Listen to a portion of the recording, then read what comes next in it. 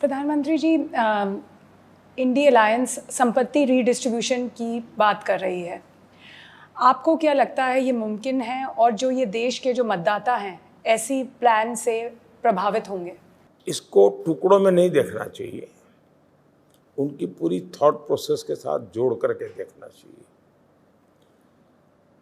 जब उनका मैनिफेस्टो तो आया तब मैंने कहा था कि मैनिफेस्टो पूरी तरह मुस्लिम लीग की छाप है उस पर।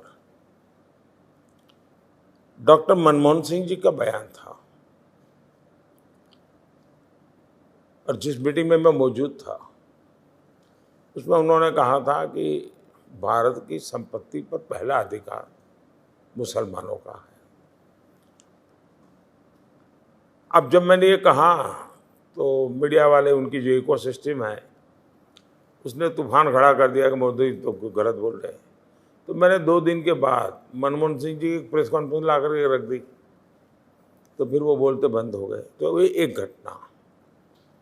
अब उनके मैनिफेस्टो में कहा गया है कि अब ठेके में भी आरक्षण होगा, कॉन्ट्रैक्ट सिस्टम में। मतलब कहीं ब्रिज बन रहा है तो ब्रिज किस आधार पर आज दिया जाता है?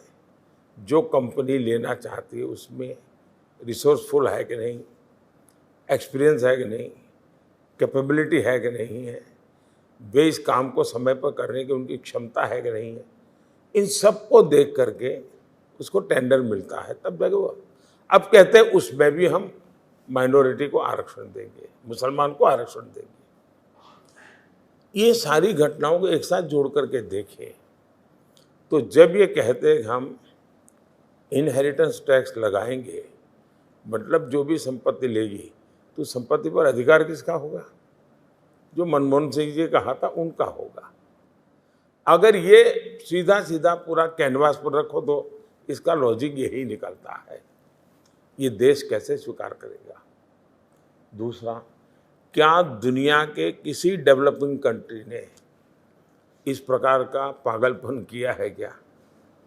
आज तो भारत को मेहनत करके अपनी समस्याओं से बाहर निकलने की जरूरत है।